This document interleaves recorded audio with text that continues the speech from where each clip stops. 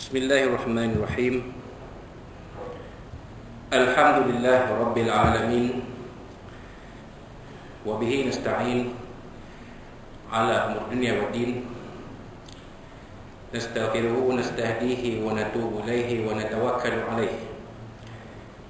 Wa na'udzu bihi min shururi anfusina wa min sayyiati a'malina. May yahdihillahu fala mudilla lahu wa huwal muhtadi.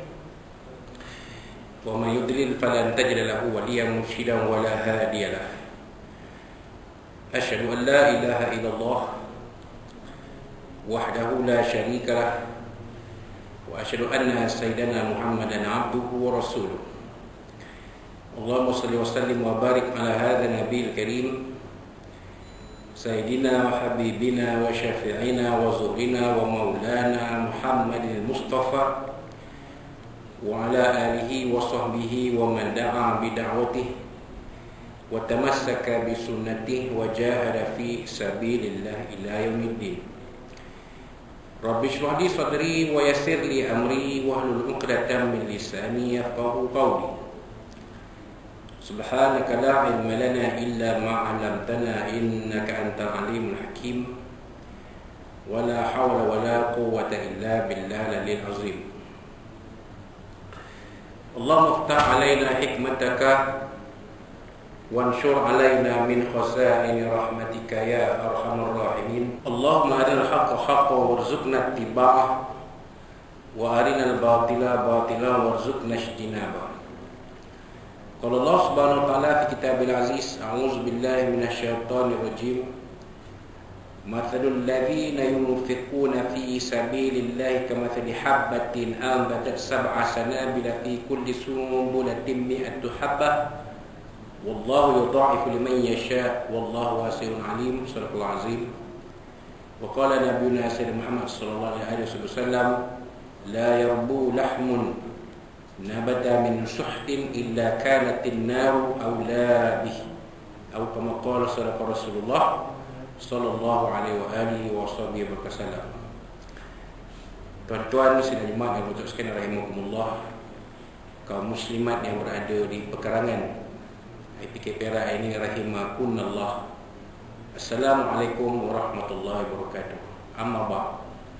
Alhamdulillah pada tengah hari Jumaat ini 12 Jamadul Awal 1443 Hijriah bersamaan 17 Disember 2021 Mesti kita panjatkan setinggi puji dan syukur kita kepada Allah Subhanahu wa taala yang mana Allah Subhanahu wa taala memberikan kita kesempatan untuk hidup, ya, sehinggalah kita bertemu kembali dengan hari Jumaat, hari yang disebut sebagai dalam hadis Nabi SAW sebagai Yaumul Jumu'ah Sayyidul Ayyam.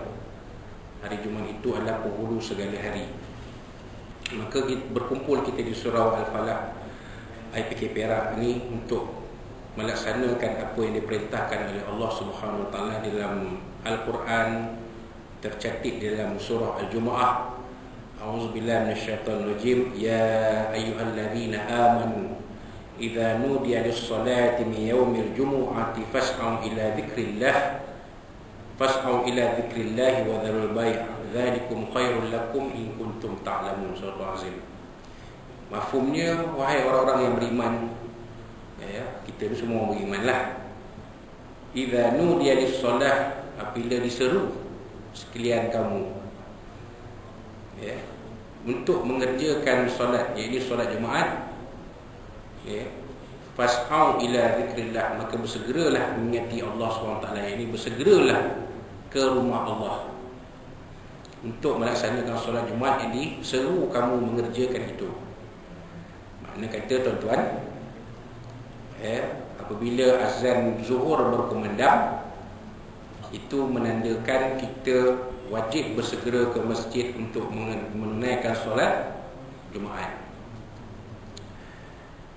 Wa dzarul bai', dan tinggalkanlah, ya, urusan-urusan jual beli, dan ada bracket dia, dan segala urusan-urusan keduniaan, di pejabat ke, ya, makan ke, makan minum urusan dunia tu. Kan? Jadi bersegera. Yang jadi hari ini ialah waktu khatib sedang berkhutbah, masih ramai lagi yang makan-makan di Medan Selera, Datuk Sagor dan kedai-kedai makan yang seumpamanya. Jadi kita dah melanggar apa yang diperintah Allah Subhanahu wa taala. Maka Allah sebut, "Dzalikum khairul lakum in kuntum ta'lamun." Itulah yang baik untuk kamu sekiranya kamu mengetahui. Jadi tuan-tuan kaum muslimin, kepada yang masih berada di perkarangan IPK Perak ni, bersegeralah untuk hadir ke surau Al-Falah IPK Perak ni untuk kita sama-sama melaksanakan arahan dan perintah Allah SWT, iaitu mendirikan solat Jumaat. Tuan-tuan yang berkongsikan rahimakumullah, kita dah semakin menghampiri penghujung tahun 2021 ini. Maka kalau kita lihatlah dalam media sosial, dalam Facebook, dalam Instagram, khususnya kita akan dapat iklan-iklan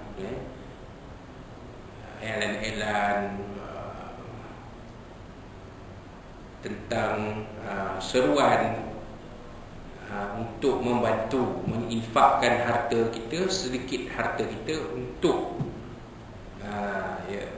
hal-hal yang berbentuk pendidikan agama Islam, pusat-pusat pengajian, mahat-mahat tahfiz,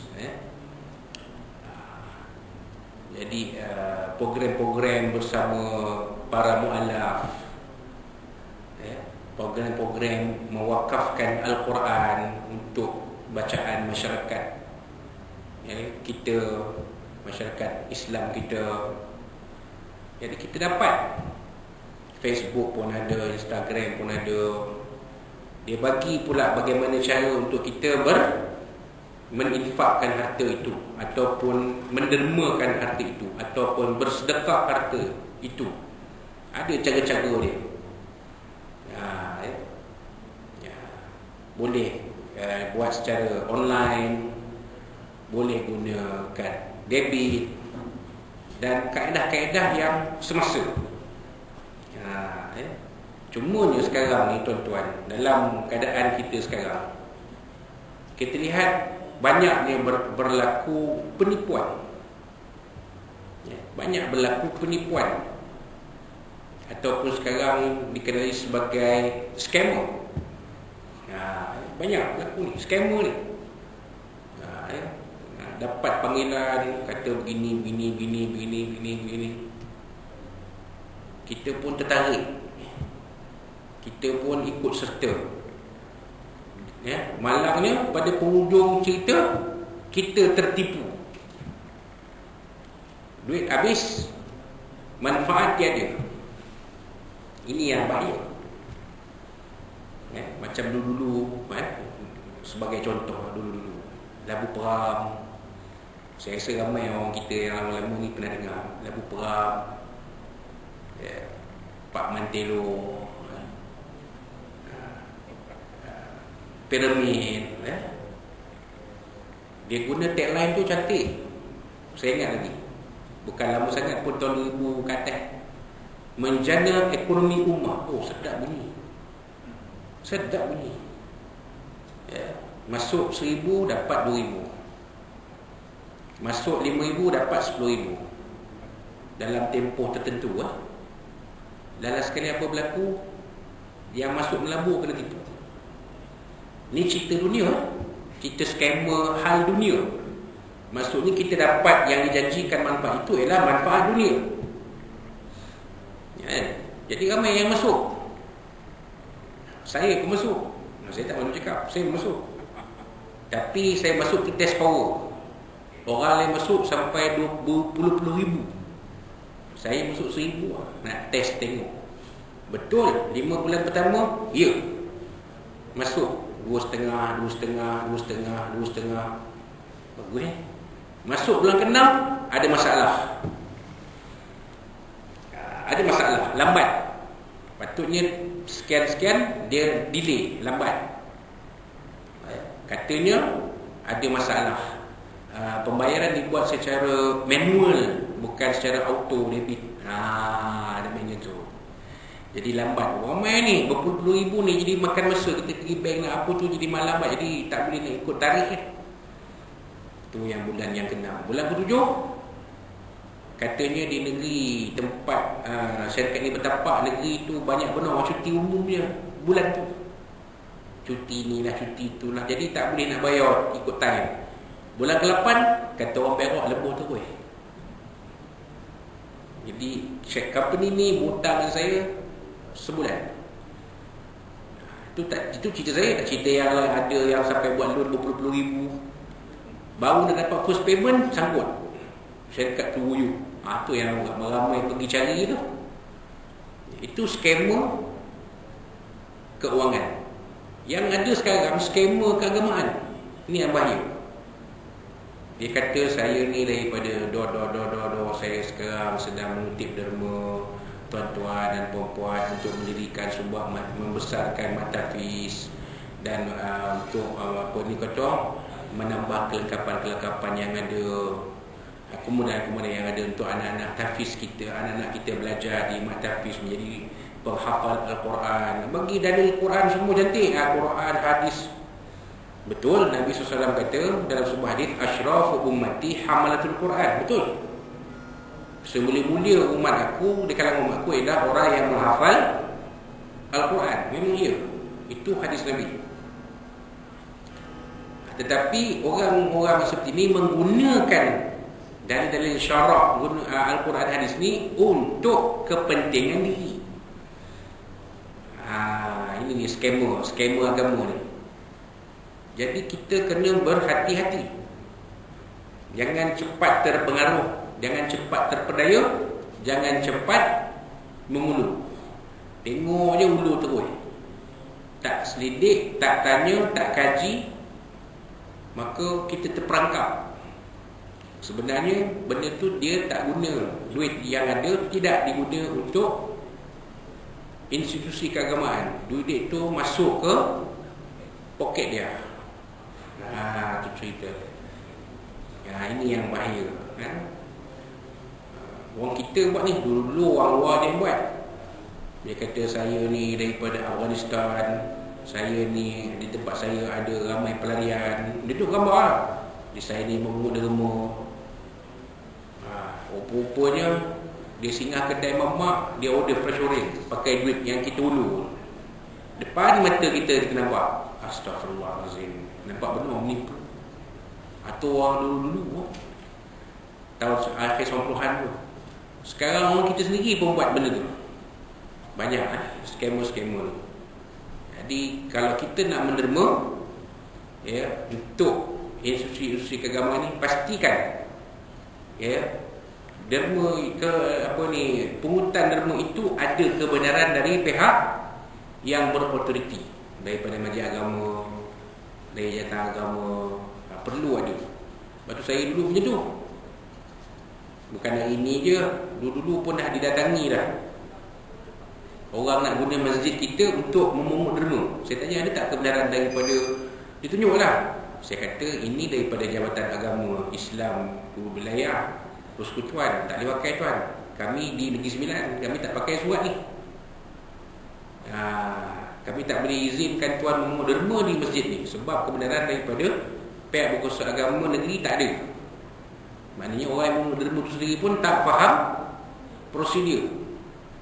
Kalau dia betul-betul nak memungut derma lah. Jadi kita nak memungut derma ni, kita kena pastikan pemungut derma itu dapat kebenaran dari pihak berkuasa agama negeri.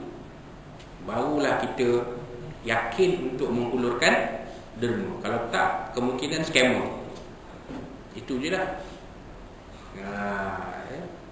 Dan kita pula kalau kita nak memungut derma pun mesti mengikut saluran juga. Tak boleh kita main tagak-tagak muat. Boleh. Sebab akhir zaman ni memang banyak berlaku penipuan-penipuan. Banyak lah. Dalam sekali duit derma yang berjuta-juta ni, pasal bila agama ni orang tak takut derma, orang derma. Boleh sampai ratus ribu sampai juta pun ada. Tapi bila orang yang memungut derma ini sebenarnya menggunakan duit itu untuk kepentingan peribadi, dah tak kena raya, memang salah dah pun. Jadi nasihat saya kepada tuan-tuan, kepada diri saya sendiri terutamanya, berhati-hati untuk kita menderma. Hati-hati juga kalau kita ingin memungut derma, supaya janganlah derma itu, duit derma itu digunakan untuk kepentingan peribadi. Apatah lagi kalau kita menggunakan nama anak-anak golongan-golongan yang memerlukan bantuan. Saya pun derma ni untuk asnaf, untuk orang anak yatim, untuk ibu tunggal, bahaya kan. Jadi kita kenalah jujur dan telus dalam mengutip derma, apatah lagi menggunakan duit infak ataupun duit derma yang disumbangkan oleh masyarakat.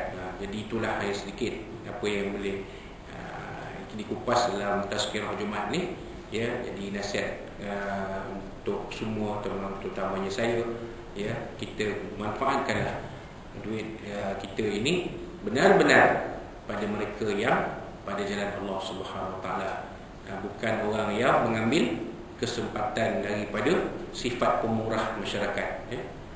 Kena hati-hatilah. Jadi itulah saja untuk tengah hari ini, ya. Yang baik dari Allah Subhanahu Wa Taala dan yang kurang daripada saya sendiri yang banyak kekurangan dan kelemahan. InsyaAllah bertemu kita pada tazkirah Jumaat yang akan datang. Wallahu rasuluhu a'lam wa barakallahu fikum. Aqulu qawli hadza astaghfirullahalazim li wa lakum wa billahi taufiq. Wassalamualaikum warahmatullahi wabarakatuh.